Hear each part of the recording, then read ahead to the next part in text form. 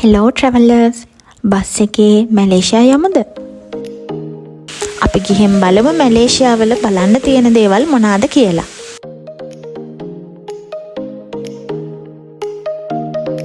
සිංගප්පූරුවේ ඉඳලා මැලේසියාවලට අපි ආවේ බස් එකේ. මේක පැය 6ක විතර හයිවේ එකේ යන දුර ගමනක්. සිංගප්පූරුවලදී වගේ අපිට මේ මැලේසියාවලට යද්දී on arrival visa හම්බ වෙන්නේ නැහැ. ඒ හින්දා previously apply කරපු visa එකක් හරහා තමයි අපි මේ රටට එන්න ඕනේ. රටට ඇතුළු වෙන දවස් 3කට කලින් digital arrival card එක fill කරන්න ඕනේ. digital arrival card එක fill කරලා තියෙනකොට border crossing එක ලේසි වෙනවා. මගදී සිද්ධ වෙච්ච පොඩි අකටතැබ්බයක් නිසා මැලේසියා වලට අපි එද්දි මෙන්න මේ විදිහට රැ වුණා. බස් එකෙන් බහිනකොටම පිකප් වෙහිකල් එක එතනට ඇවිල්ලා තිබුණා. මෙට්‍රෝ සිටි හෝටල් එක තමයි අපේ මැලේසියා වල ෆස්ට් හෝටල් එක උනේ. මේ තියෙන්නේ හෝටල් එකේ වීව් එක. මම හිතන්නේ මේක ගොඩක් බිසි ඒරියා එකක්. අපි ඊළඟ දවස් උදේම නැගිටලා ඉක්මනින්ම බ්‍රෙක්ෆාස්ට් අරගෙන අපේ මැලේසියා එක්ස්ප්ලෝර් කරන ජර්නි එක පටන් ගත්තා. මේ ඇප්ස් එක අනිවාර්යෙන් ඔයාලත් දාගන්න මැලේසියා යනවා නම්. අපි සිලම්ගේ පෙට්‍රෝනස් ට්වින් ටවර්ස් බලන්න වටේ ටිකක් ඇවිදලා අපි ගියා ස්කයි බ්‍රිජ් එකට කුවාලාලම්පුර් සිටි එකේ ලස්සන බලන්න.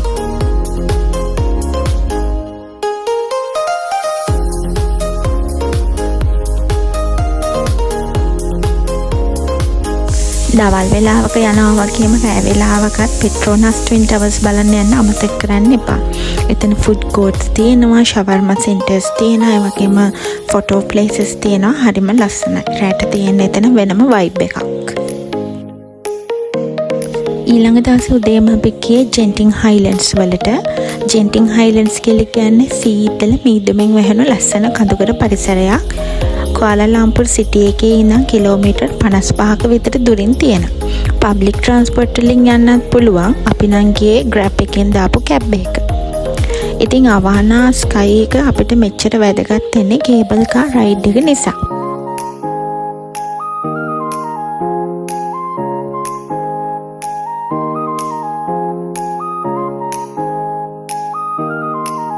Grab app එකෙන් අවානා ස්ටේෂන් එකට ලොකේෂන් දැම්මහම මෙන්න මෙතනින් අපව ඩ්‍රොප් කරනවා.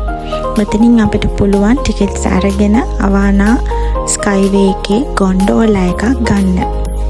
ගොන්ඩෝලාස් එතන වර්ග දෙකක් තියෙනවා. එකක් තමයි ෆ්ලෝ එක ග්ලාස් තියෙන එක, අනිත් එක තමයි ස්ටෑන්ඩඩ් එක.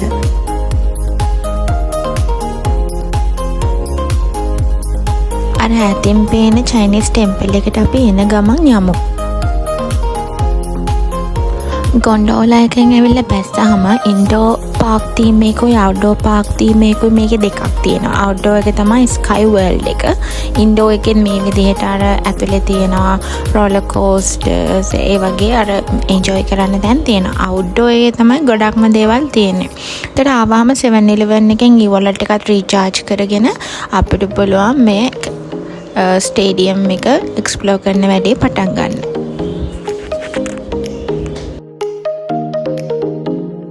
පොඩි අයට නම් මේක ඇත්තටම පැරඩයිස් එකක්.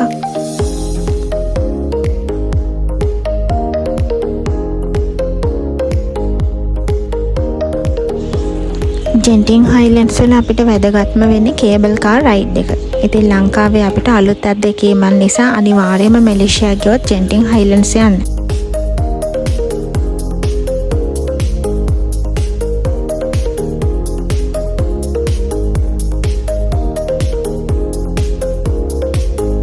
දැන් අපි මේ පල්ලහැට එන ගමන් ෂින් වී කියන ටෙම්පල් එක එක්ස්ප්ලෝර් කරන්න තමයි මෙතනින් බැස්සේ.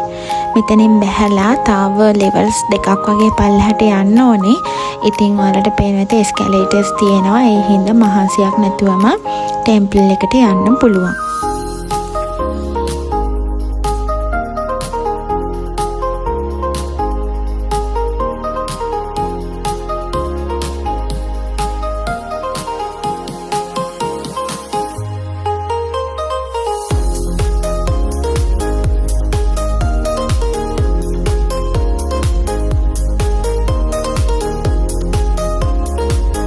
මේ වීඩියෝ එක නම් ගත්තේ දෙන්නම ලස්සන නිසා.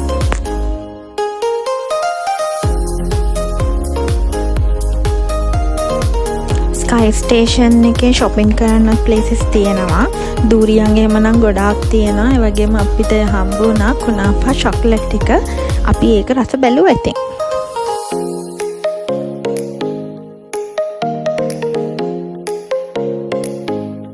ජෙන්ටින් හයිලන්ඩ්ස් ගිහිල්ලා එන ගමන් මගදී අපිට බටු කේව්ස් හම්බ වෙනවා. ඉතින් බටු කේව්ස් වලත් අපි ගියා.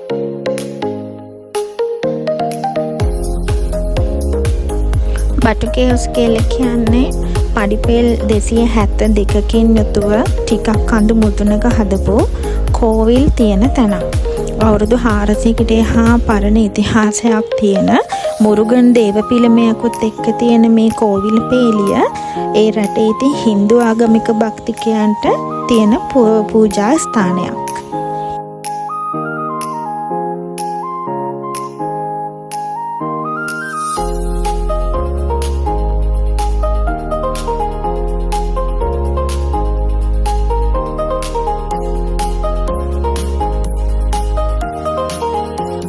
එදාට අපි ගියා පුදු සෙන්ට්‍රල් ළඟම තියෙන චයිනා ටවුන් එකේ ස්ට්‍රීට් ෆුඩ්ස් වල එක්ස්පීරියන්ස් එක ගන්න. මම මතක් කරන්නම් මෙතන ශ්‍රී ලංකා රෙස්ටොරන්ට් එකකුත් තියෙනවා.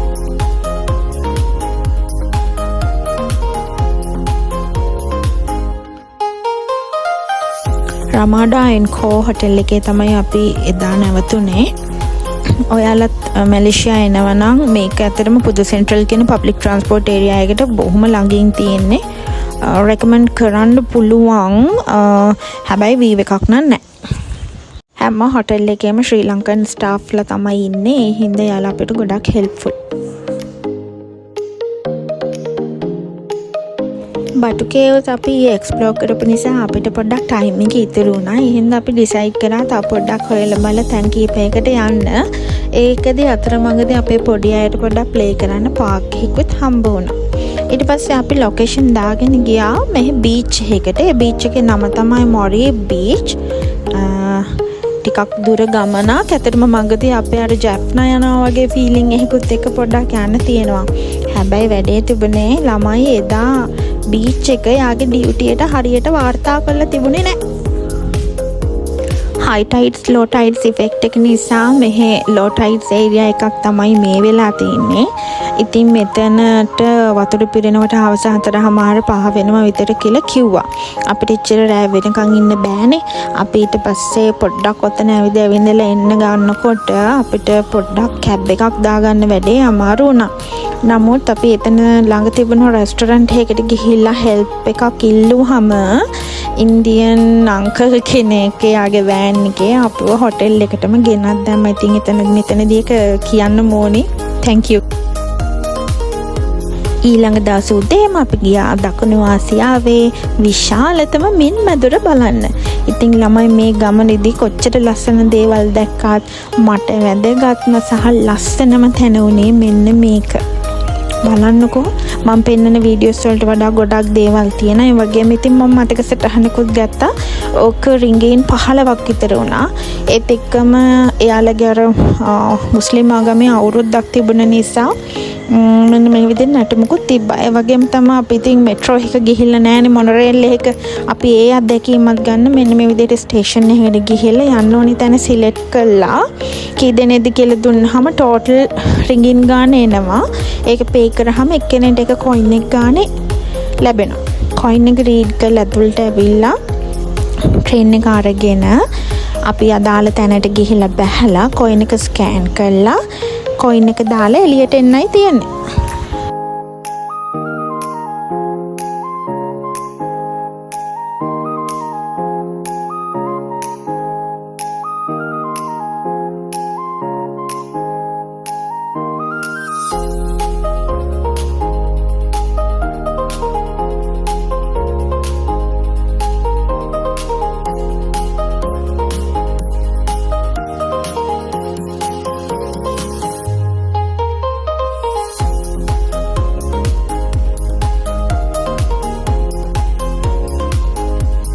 අපේ ඉන්ටර්නැෂනල් රෝමිං එකේ ලාස්ට් ඩේ එක තමයි අද.